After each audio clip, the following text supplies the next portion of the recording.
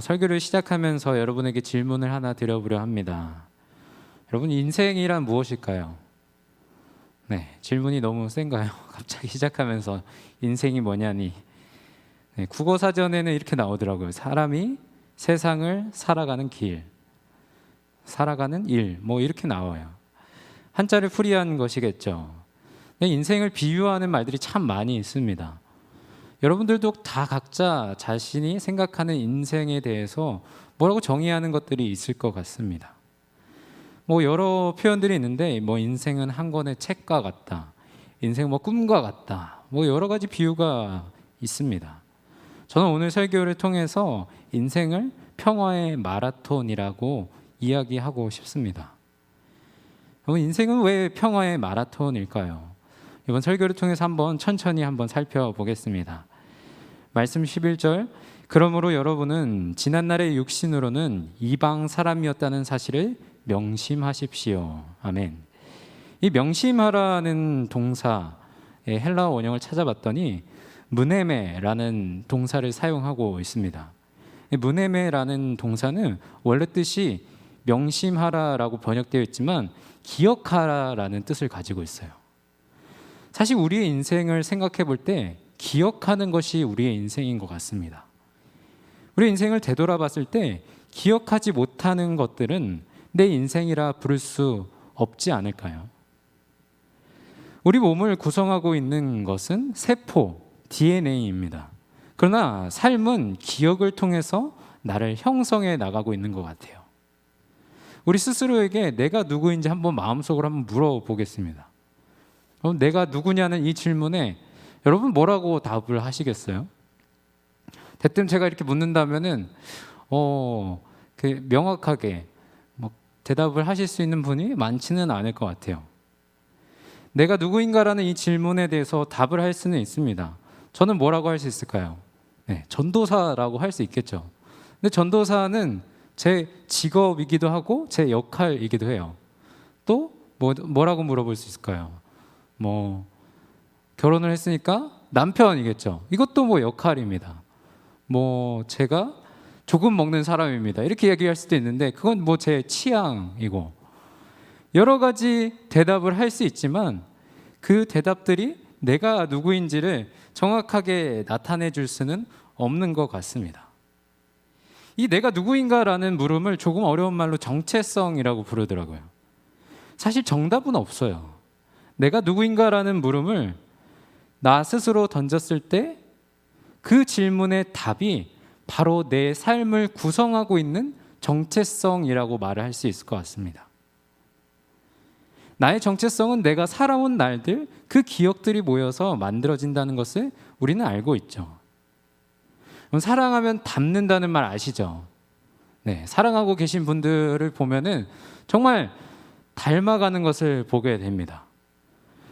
제가 이제 결혼을 하게 되면서 결혼을 한다고 이제 말씀을 드렸더니 제일 많이 들었던 말이 뭘까요? 네, 축하한다는 말 제일 많이 들었고요. 그 다음으로 많이 들었던 말이 그러고 보니 되게 닮았다라는 말씀을 많이 해주셨어요. 정말 사랑하면 닮는 게 맞는 것 같아요. 그 이유는 나와 만난 사람들의 흔적이 나의 삶을 채워나가고 있기 때문인 것 같습니다. 성경이 반복적으로 이야기하는 메시지 가운데 오늘 우리가 함께 이야기하고 있는 기억하라라는 메시지가 있어요. 제가 한번 찾아봤더니 이 기억하라라는 구절 딱 검색을 해보면요, 몇 구절이나 나올까요, 여러분? 네, 38구절이 나옵니다. 네, 절대 안 놀라시지 알았어요. 자, 다시 한번 몇 구절이 나오냐면요, 자그만치 38구절이 나옵니다. 네, 감사합니다. 그러니까 이게 제가 검색을 했을 때 기억하라라고 검색을 했었고요, 오늘 말씀에는 명심하십시오라고 나왔잖아요. 명심하십시오의 원형이 기억하라. 그러니까 기억하라라는 말이 훨씬 더 많이 나온다는 거죠. 명심하십시오, 기억하십시오, 기념하십시오 등등 수많은 기억, 기념에 대한 단어가 성경에 나오고 있다는 것입니다. 기념과 가르침, 명심이라는 말을 반복하고 있다는 것이 무엇을 뜻하는지 여러분 아시나요? 그럼 사실 이것이 반복된다는 것을 우리가 예배드리고 있는 것, 의례라고 표현을 합니다. 어려운 말로 의례고요. 좀 더 이제 쉽게 풀어서 말하면 우리가 드리는 예배가 바로 이 반복해서 기억하고 가르치고 기념하고 지키는 것, 이것이 바로 예배이고 의례입니다. 우리가 지금도 드리고 있는 예배 특징이 그렇잖아요. 반복하는 것. 7일에 한 번 매주일 정해진 시간에 이 자리에 모여서, 그리고 가정에서 시간을 구별하여서 반복하여서 우리는 예배를 드리고 있습니다. 오늘 불렀던 찬양 중에 처음 불러보는 찬양은 거의 없었어요. 거의 불렀던 찬양은 우리는 반복해서 부릅니다. 한 곡 안에서도 계속 반복을 해요. 우리가 그 일들을 시간을 구별하고 마음을 구별하고 정성을 구별해서 하는 이유, 주님께서 우리에게 말씀하셨기 때문에, 그 일들이 우리에게 가치가 있고 그 기억들이 우리의 삶을 채워나가기 때문입니다. 이사야서 62장 6절 말씀, 예루살렘아 내가 너의 성벽 위에 파수꾼을 세웠다. 그들은 밤이나 낮이나 늘 잠잠하지 않을 것이다. 주님께서 하신 약속을 늘 주님께 상기시켜 드려야 할 너희는 가만히 있어서는 안 된다. 늘 상기시켜 드려야 한다. 아멘.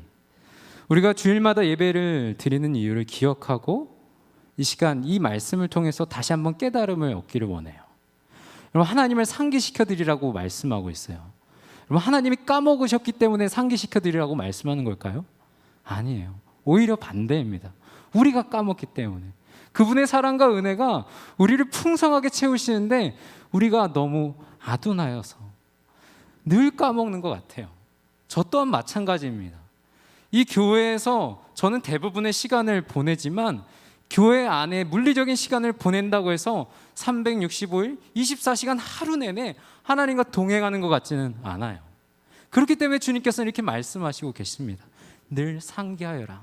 늘 주님께 아뢰어라. 늘 주님께 예배하여라. 이 시간 이곳에서 함께 예배드리는 여러분에게 하나님의 영광과 구원의 감격이 다시 한번 깨달아지고 경험되어지는 시간 될 수 있기를 주님의 이름으로 축복합니다. 우리 말씀 11절을 다시 한번 다 함께 읽어보기 원합니다. 에베소서 2장 11절 말씀 다 함께 읽겠습니다. 시작. 그러므로 여러분은 지난날의 육신으로는 이방 사람이었다는 사실을 명심하십시오. 손으로 육체에 행한 할례를 받은 사람이라고 뽐내는 이른바 할례자들에게 여러분은 무할례자들이라고 불리며 따돌림을 당했습니다. 아멘.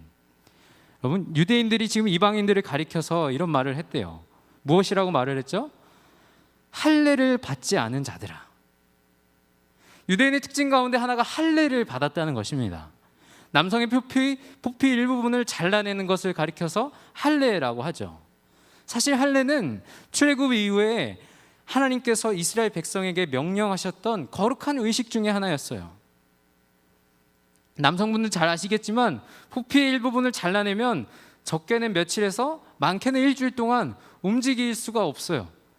매우 아프고 불편합니다.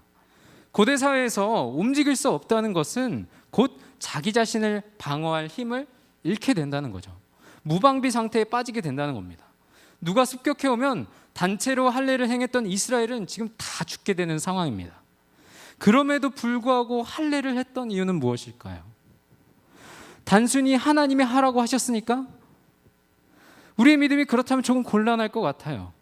내가 할례를 행하여 무방비 상태일지라도 하나님께서 나를 지켜주신다는 것을 믿는 믿음의 고백이 있기 때문에 이들은 할례를 행할 수가 있었습니다. 하나님이 말씀하신 것을 순종할 때에 하나님께서 책임져 주신다는 사실을, 하나님이 지켜주신다는 그 믿음의 고백, 구별됨의 고백이 바로 할례였다는 것입니다. 이처럼 하나님이 나의 주님이라는 겸손한 고백, 그 할례가 어느새 지금 이 말씀 에베소서 가운데 나오는 이스라엘 백성들에게는 너무나 당연한 고백이 되어버렸어요. 그래서 그들에게 할례라는 껍데기는 남아있지만 그 안에 담겨 있어야 할 거룩과 겸손, 믿음의 고백들은 지금 없어져 버렸어요. 그들에게 남아있는 것은 오히려 민족적 우월주의와 차별과 억압이었습니다. 말씀 12절, 그때 여러분은 그리스도와 상관이 없었고 이스라엘 공동체에서 제외되어서 약속의 언약과 무관한 외인으로서 세상에서 아무 소망이 없어 하나님도 없이 살았습니다. 여러분, 12절에서 반복되는 표현들이 있습니다. 그리스도와 상관이 없었고 공동체에서 제외되어서 무관한 외인, 바깥의 사람이라는 것이죠. 아무 소망이 또 없습니다. 하나님도 없습니다.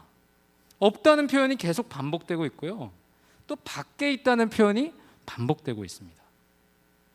말씀 13절, 여러분이 전에는 하나님에게서 멀리 떨어져 있었는데 이제는 그리스도 예수 안에서 그분의 피로 하나님께 가까워졌습니다. 아멘. 바깥에 있고 상관없는 사람이 이제 그리스도 예수 안에서 그리스도 예수의 피로 하나님과 가까워졌다고 말씀하고 계세요. 여러분, 바깥에 있는 사람, 상관없는 사람으로 살아가는 것이 얼마나 쓸쓸하고 외로운 일입니까?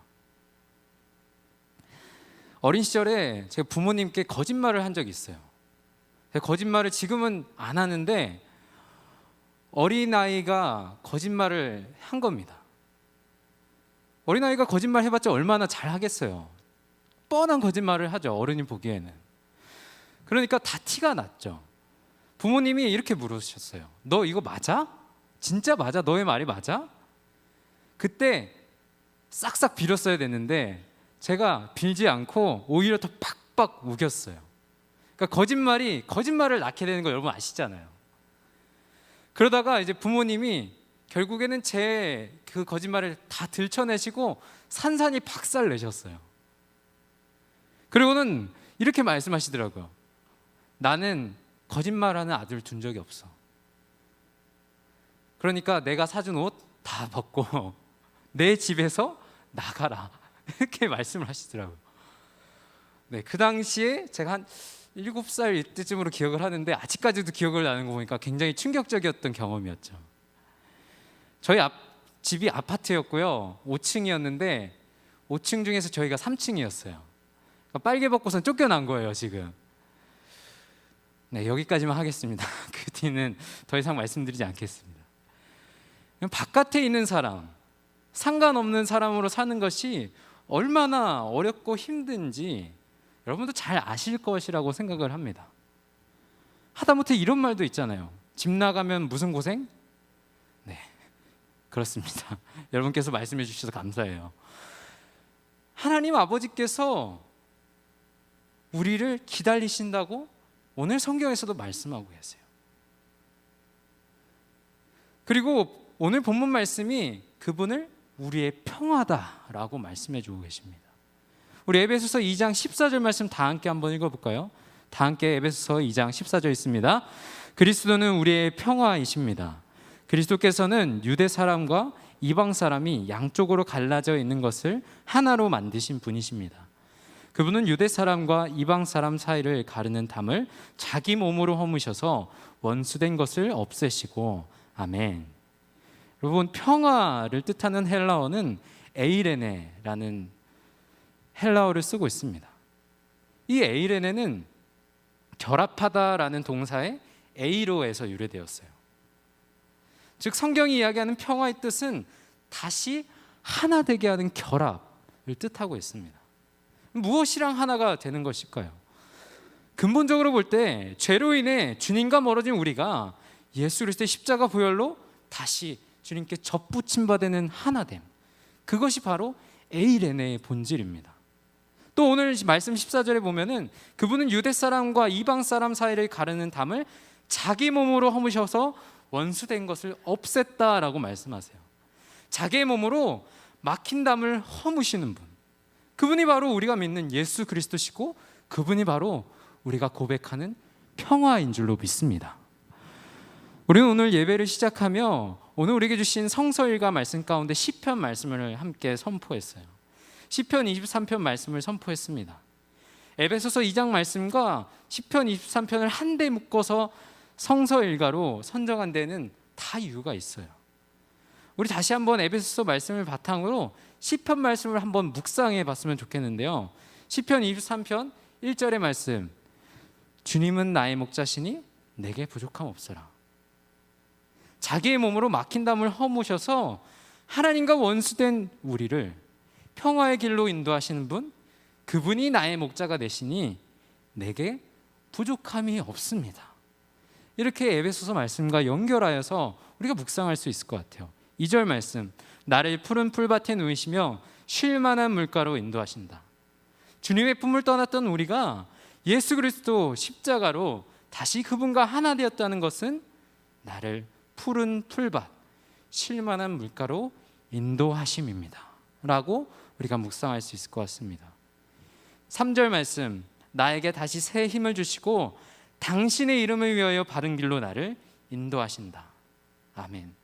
주님과 하나 된 우리는 이제 내 힘으로 아등바등 살아가는 존재가 아닙니다. 광야에서 매일 만나와 메추라기라는 일용할 양식을 허락하셨던 주님께서 다시 내게 새 힘을 허락하시고 하나님의 이름을 위하여 살아갈 수 있는 바른 길, 영광의 길로 나를 초대해 주고 계십니다. 여러분, 저는 오늘 성서 일과 말씀을 읽으면서 이런 묵상을 한번 해봤습니다. 그러면서 여러분과 이 말씀을 나누면서 여러분에게도 그 사랑의 길, 평화의 길로 여러분을 초대하시는 그 주님의 음성이 제 마음 가운데 감동되어졌어요. 사랑하는 여러분, 우리 함께 그 평화의 길을 걸어갈 수 있기를 간절히 소원합니다. 저는 그 길을 가리켜서 평화의 마라톤이다 라고 표현하고 싶어요. 평화의 마라톤은 오늘 우리가 함께 읽었던 주님의 말씀, 우리에게 주신 그 주님의 말씀에 아멘으로 순종하며 내 삶에 받아서 그 말씀을 살아가는 인생을 뜻합니다. 에베소서 2장 17절 말씀, 그분은 오셔서 멀리 떨어져 있는 여러분에게 평화를 전하셨으며 가까이 있는 사람들에게도 평화를 전하셨습니다. 아멘. 우리 옆 사람에게 이렇게 인사해 볼까요? 주님의 평화를 전합니다. 주님의 평화를 전합니다. 아멘. 정말 평화가 간절히 필요한 시대잖아요.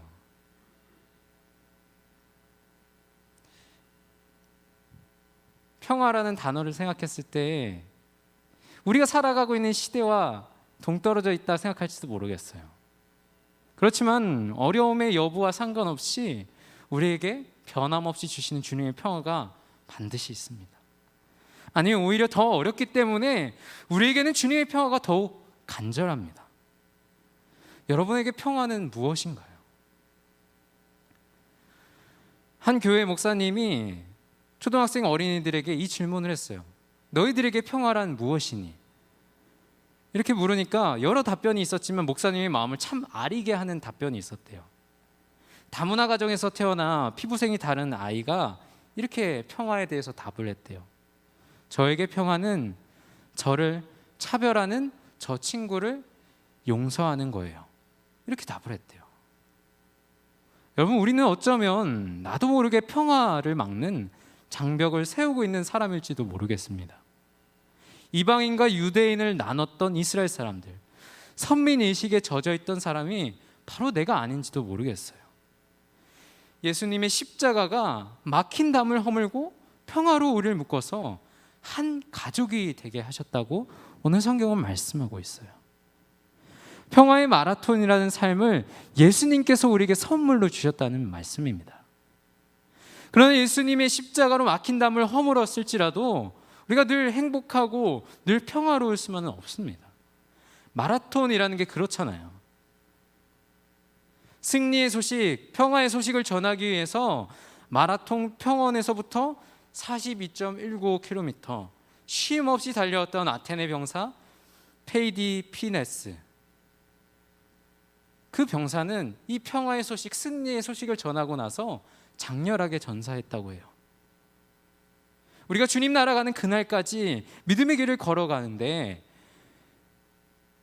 그 길이 바로 평화의 마라톤인 것 같아요. 그 마라톤의 길은 때로는 숨이 턱까지 차오르며 감당하기 힘든 오르막길도 있습니다. 그러나 그리스도 안에서 십자가로 그분과 하나 된 우리는 홀로 그 마라톤을 뛰고 걷는 것은 아니에요. 주님께서 평화의 마라톤에 페이스메이커가 되어주신다는 사실을 우리가 기억할 수 있으면 좋겠습니다. 마라톤 경기의 중계 방송을 보다 보면 홀로 뛰는 선수들을 찾아보기가 참 어려워요. 항상 무리를 지어서 여러 명이 뛰어가는 모습을 보게 됩니다. 주께서 우리를 위해서 자기의 몸을 내어주셔서 막힌 담을 허무셨어요. 주님께서 우리와 함께 하심으로 우리는 평화의 마라톤이라는 그 믿음의 길을 걸어갈 수 있게 되었습니다. 그러나 그 여정 가운데 우리는 지쳐서 나 혼자인 것 같아서 다른 곳을 바라볼 때가 있어요. 그때에도 주님께서 우리의 손을 붙잡고 우리를 인도하고 계신 줄로 믿습니다. 우리를 고와 같이 버려두지 않으시고 우리와 함께 뛰고 때로는 우리와 함께 울고 우리와 함께 웃고 계시는 분, 그 주님의 얼굴을 바라볼 수 있는 우리 모든 주의 자녀들 될 수 있기를 주님의 이름으로 축복합니다. 말씀 21절, 그리스도 안에서 건물 전체가 서로 연결되어서 주님 안에서 자라서 성전이 됩니다. 22절, 그리스도 안에서 여러분도 함께 세워져서 하나님이 성령으로 거하실 처소가 됩니다. 아멘. 평화의 마라톤의 여정 가운데 우리는 그리스도 안에서 서로 연결될 수 있어요. 주님께서 우리 페이스메이커가 되어주신다 말씀했죠. 그리고 주님만 함께 하시는 것이 아니라 우리는 믿음 안에서 여기 모인 형제자매 모두가 함께 믿음의 길을 걸어가는 동역자가 되어진다는 사실입니다. 그리스도를 모시어드린 우리의 삶을 가리켜서 그리스도의 지체라고 말해요. 그리고 그리스도를 모시어드린 우리의 몸은 하나님의 성전이라고 표현합니다. 오늘 말씀 21절은 그리스도 안에서 건물 전체가 서로 연결되어진다고 말씀합니다. 각 지체가 그리스도 안에서 성전된 우리 모두가 각자의 역할, 건물의 각자의 역할을 감당하여서 연결되어진다는 거예요. 물론 우리는 건물 교회 안에서 예배를 드리고 있습니다. 하지만 이 교회를 이루고 있는 한 명 한 명이 주님의 몸된 교회이고요. 그리고 우리가 함께 모여서 예배드리는 이 공동체가 주의 성령 안에서 연결된 교회라고 말씀해 주고 계세요. 오늘 창립 36주년을 맞이하여서 우리에게 이 말씀을 주시는 이유가 분명히 있습니다. 36년 믿음의 길을 걸어온 우리 교회, 그 믿음의 길을 함께 걸어가는 우리 동역자들이 주 안에서 하나 되어서 각자의 맡은 사명을 이루며 나아갈 때에 주님을 바라보며 주님 주시는 은혜를 붙들고 주님 손 붙잡고 나아갈 때에 우리 주님과 나 둘만 나아가는 것이 아니라 우리에게는 많은 믿음의 동역자가 있다는 사실을 우리가 다시 한번 기억하고 되뇌일 수 있는 기회가 됐으면 좋겠습니다. 저에게는 오늘 말씀을 묵상하면서 한 가지 꿈이 제 마음을 뛰게 하는 그런 생각이 있었어요. 제가 그랬던 것처럼, 그리고 여러분이 그랬던 것처럼 우리가 이 자리에 있을 수 있게 한, 우리를 세웠던 그리스도의 몸된 교회, 우리 믿음의 선배들과 같은 섬김과 헌신이 우리 가운데 있기를 소원한다는 그 마음이 제 마음을 뛰게 했습니다. 여러분, 나 혼자서는 할 수 없잖아요. 이 큰 교회, 이 많은 부서들, 나 혼자서 한다 생각했을 때 절대 할 수 없죠. 저 또한 마찬가지입니다. 많은 부서에서 사역자로서 섬길 때에 저는 너무 감사하다는 고백을 항상 달고 살게 되는 것 같아요. 각자의 자리에서 정말 이름도 없이 빛도 없이 섬겨주시는 많은 성도님들이 있기에 이 좋은 교회가 좋은 교회가 될 수 있는 것 같습니다. 저는 여러분 한 명 한 명이 좋은 교회라고 생각을 해요. 그리고 우리 한 명 한 명을 통해서 하나님께서 영광을 받으시고 우리 좋은 교회가 이 지역과 이 사회, 더 나아가 전 세계를 섬길 수 있는 그런 큰 교회로, 살아있는 교회로 주님께서 세우실 줄로 믿습니다. 그리스도의 몸된 교회인 사랑하는 이웃들이 예배할 수 있도록, 주님을 더욱 가까이 할 수 있도록, 또 그들의 삶의 자리를 살피는 섬김이 우리에게 더욱 필요한 것 같습니다. 찬양단 준비해 주시겠어요? 우리가 지금 살아가고 있는 이 시대를 가리켜서 언택트 시대라고 이야기하잖아요. 몸이 멀어지면 마음도 멀어지기 마련이라고 이야기합니다. 그러나 오늘 우리가 함께 나눴던 말씀과 같이 그리스도 예수 안에서 한 성령으로 묶여진 우리는 그 사랑과 섬김의 마음으로 더욱 하나가 되어서 더욱 이 땅에 교회가 교회됨을 살아낼 수 있기를 간절히 소원합니다. 이 시간 그 주님의 사랑을 찬양하기 원하는데요, 믿음의 마라톤의 여정을 함께 하시는 분, 그 모든 것을 가능하게 하시는 주님의 사랑을 함께 찬양하기를 원합니다.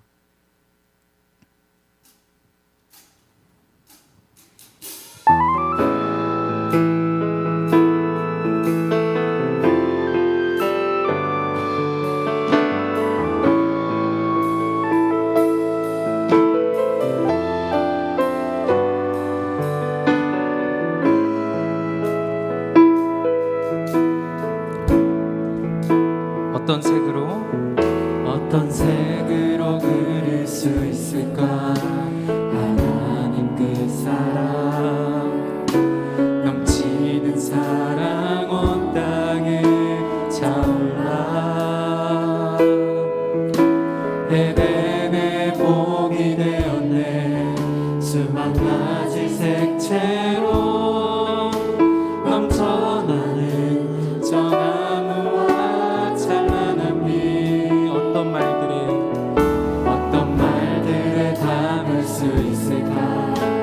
하나님 그 사랑, 참 사랑이신 하나님 영상 따라 당신과 내가 되었네. 풍성한 사랑으로 그분의 작품 주의 시로 그는 사랑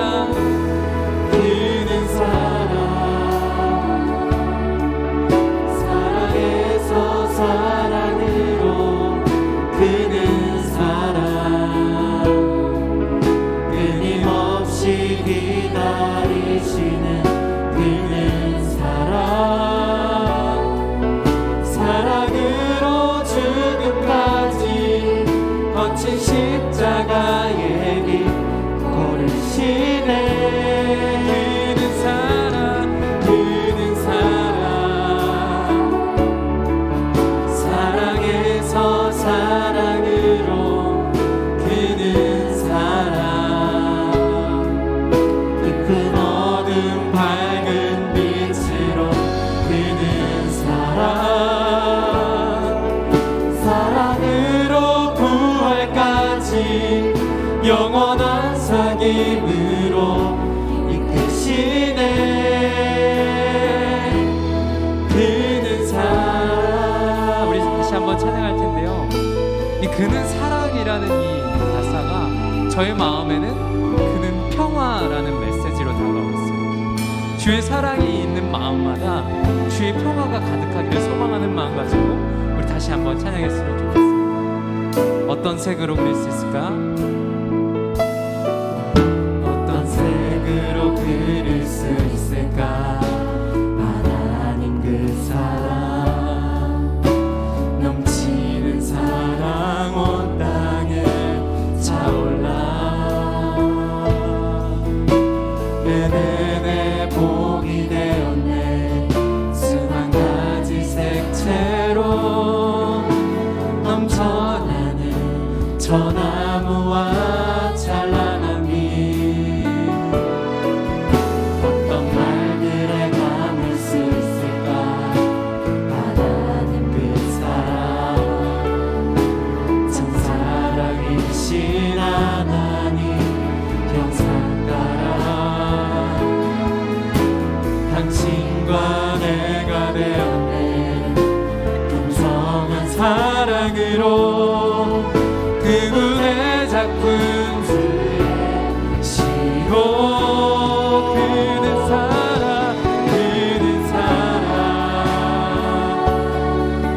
사랑에서 사랑으로 그는 사랑 끊임없이 기다리시는 그는 사랑으로 죽음까지 거친 십자가의 길 걸으시네.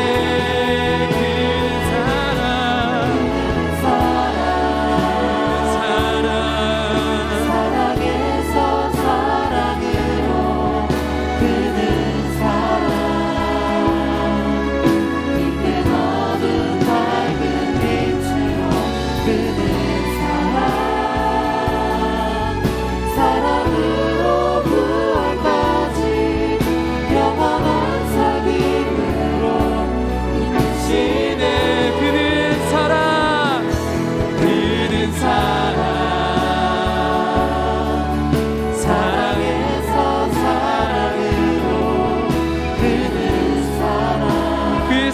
우리를 평화로 인도하십니다. 그는 사랑으로 죽음까지 거친 십자가의 길 걸으시네. 그는 사랑. 시간 주님 앞에 기도하며 나아갑니다. 주님, 우리 마음과